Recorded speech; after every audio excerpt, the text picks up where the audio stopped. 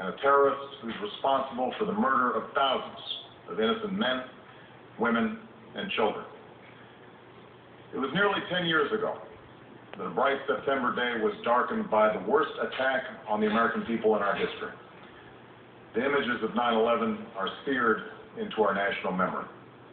Hijacked planes cutting through a cloudless September sky, the Twin Towers collapsing to the ground, black smoke billowing up from the Pentagon, the wreckage of Flight 93 in Shanksville, Pennsylvania, where the actions of heroic citizens saved even more heartbreak and destruction. And yet we know that the worst images are those that were unseen to the world. The empty seat at the dinner table, children who were forced to grow up without their mother or their father, parents who would never know the feeling of their child's embrace. Nearly 3,000 citizens taken from us, leaving a gaping hole in our hearts. On September 11th, 2001, in our time of grief, the American people came together. We offered our neighbors a hand, and we offered the wounded our blood. We reaffirmed our ties to each other and our love of community and country. On that day, no matter where we came from, what God we prayed to, or what race or ethnicity we were united as one American family. We were also united in our resolve to protect our nation and to bring those who committed this vicious attack to justice.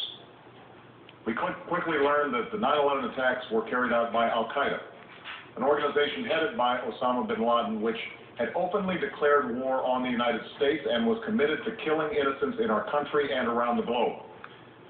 And so we went to war against Al-Qaeda to protect our citizens, our friends, and our allies. Over the last 10 years, thanks to the tireless and heroic work of our military and our counterterrorism professionals, we've made great strides in that effort. We've disrupted terrorist attacks and strengthened our homeland defense.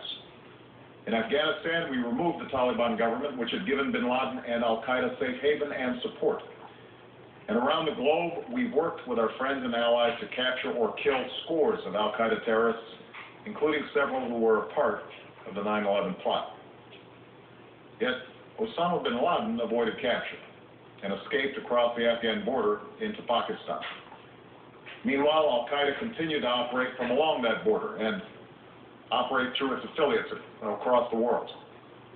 And so shortly after taking office, I directed Leon Panetta, the director of the CIA, to make the killing or capture of bin Laden the top priority of our war against Al-Qaeda, even as we continued our broader efforts to disrupt, dismantle, and defeat his network.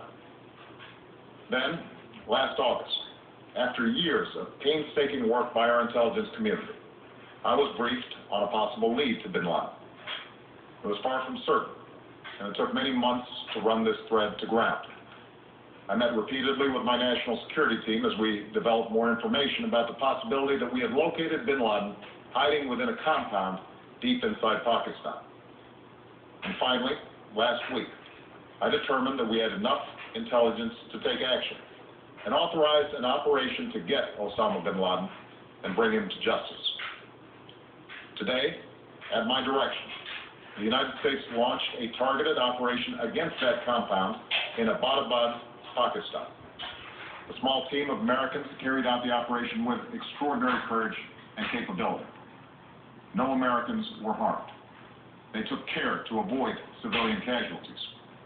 After a firefight, they killed Osama bin Laden and took custody of his body. For over 2 decades, bin Laden has been Al-Qaeda's leader and symbol, and has continued to plot attacks against our country and our friends and allies. The death of bin Laden marks the most significant achievement to date in our nation's effort to defeat Al-Qaeda. Yet his death does not mark the end of our effort.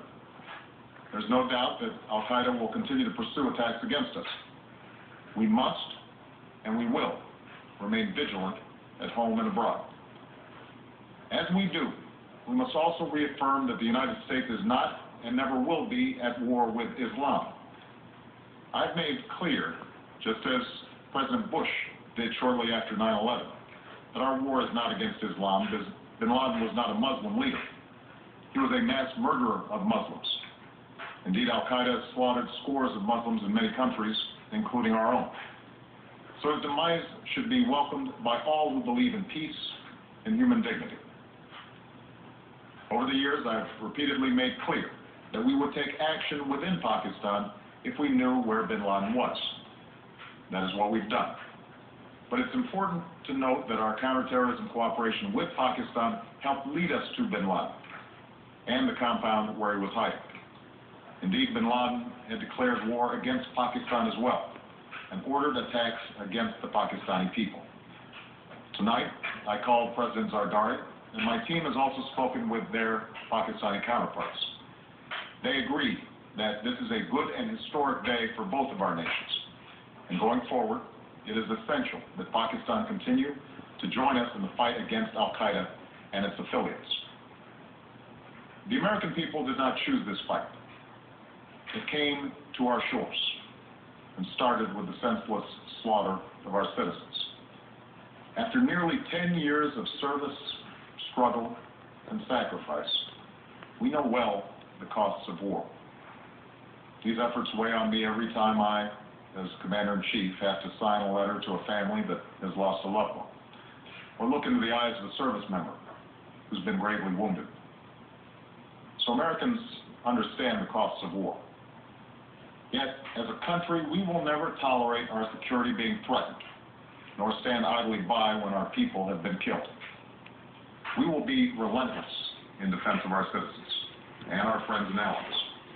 We will be true to the values that make us who we are. And on nights like this one, we can say to those families who have lost loved ones to Al-Qaeda's terror, justice has been done. Tonight, we give thanks to the countless intelligence and counterterrorism professionals who've worked tirelessly to achieve this outcome. The American people do not see their work nor know their names, but tonight they feel the satisfaction of their work and the result of their pursuit of justice. We give thanks for the men who carried out this operation, for they exemplify the professionalism, patriotism, and unparalleled courage of those who serve our country. And they are part of the generation that has borne the heaviest share of the burden since that September day. Finally, let me say to the families who lost loved ones on 9/11 that we have never forgotten your loss, nor wavered in our commitment to see that we do whatever it takes to prevent another attack on our shores.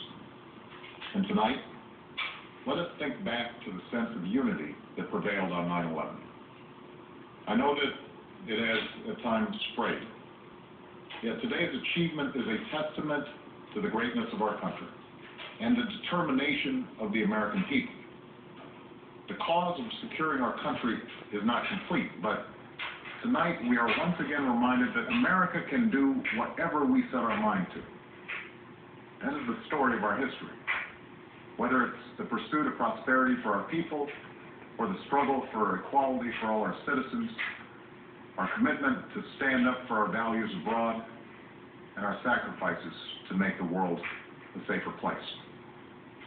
Let us remember that we can do these things not just because of wealth or power, but because of who we are. One nation, under God, indivisible, with liberty and justice for all. Thank you. May God bless you. And may God bless the United States of America.